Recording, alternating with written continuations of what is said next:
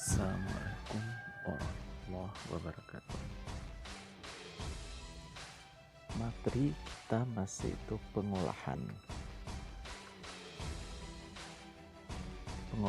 dan kewirausahaan bahan nabati dan hewani menjadi makanan internasional.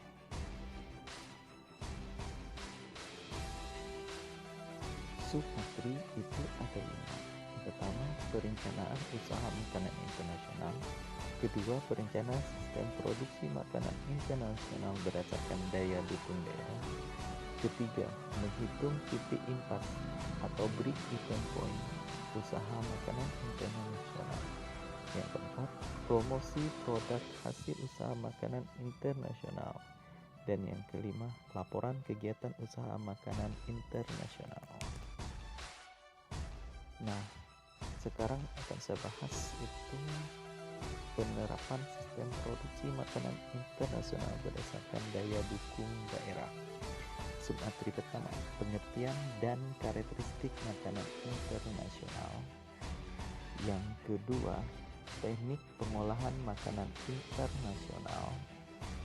Yang ketiga,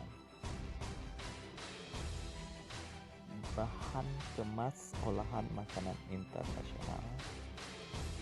Yang keempat, teknik pengemasan makanan internasional.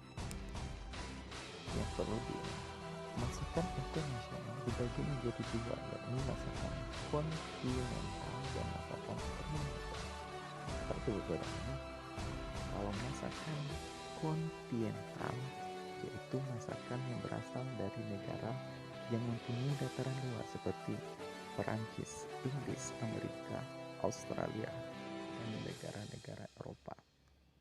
Sedangkan masakan oriental itu biasanya masakan yang berasal dari negara kepulauan daerah Asia seperti Indonesia, Cina, Jepang, India, Arab, Pakistan, dan negara timur lainnya. Makanan kontinental itu ada 3 bagian. Pertama, appetizer, kedua, main course, dan yang ketiga, dessert. Appetizer itu ialah hidangan pembuka, merupakan hantaran untuk menikmati hidangan utama, berfungsi untuk membangkitkan selera atau merangsang nafsu makan untuk kita makanan utama atau main course. Main course, makanan utama, hidangan pokok dari suatu susunan menu lengkap. Ukuran porsi main course lebih besar dari appetizer. Main course kan lengkap terdiri dari makanan sebagai sumber karbohidrat, protein, lemak, vitamin, dan mineral. Dan dessert, makanan penutup. Hidangan penutup berfungsi untuk menghilangkan kesan dari hidangan sebelumnya. Dessert disebut juga hidangan pencuci mulut. Lanjut, submateri yang kedua, teknik pengolahan makanan internasional. Macam-macam teknik pengolahan makanan internasional, antara lain merebus atau boiling, mengukus steam, mengetim aun bain-marie, menggoreng frying, mencah string frying, menyetup stewing, menyemur basing, menumis sauting, memanggang broiling, membakar atau mengepan baking,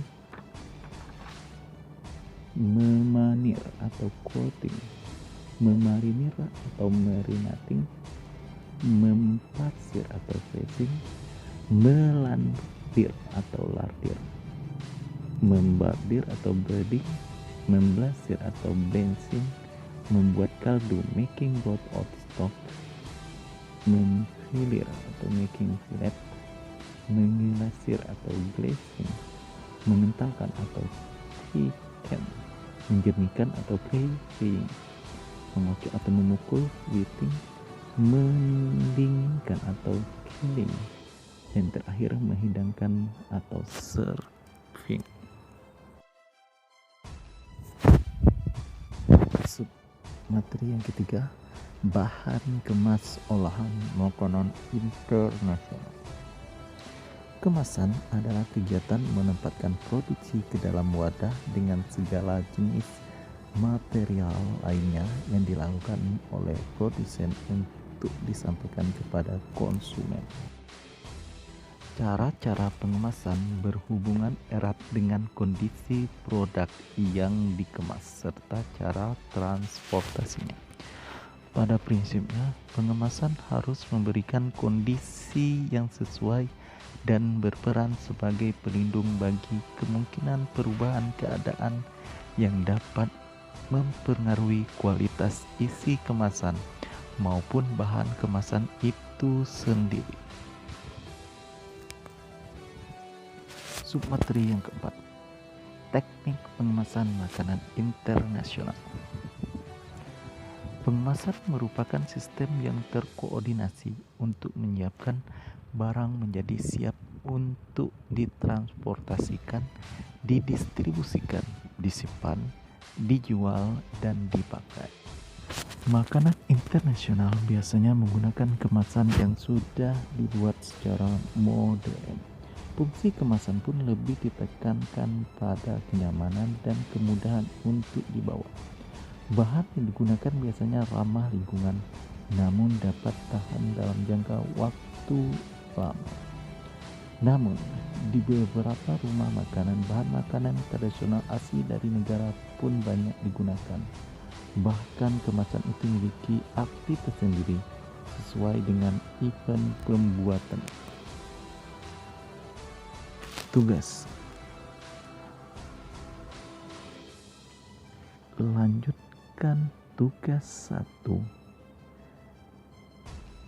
Ditambah setiap jenis makanan internasional yang dibuat di tugas 1 ditambah dengan, saya ulang lagi, ditambah dengan setiap jenis makanan tersebut bagaimana cara teknik pengolahan makanan internasional tersebut.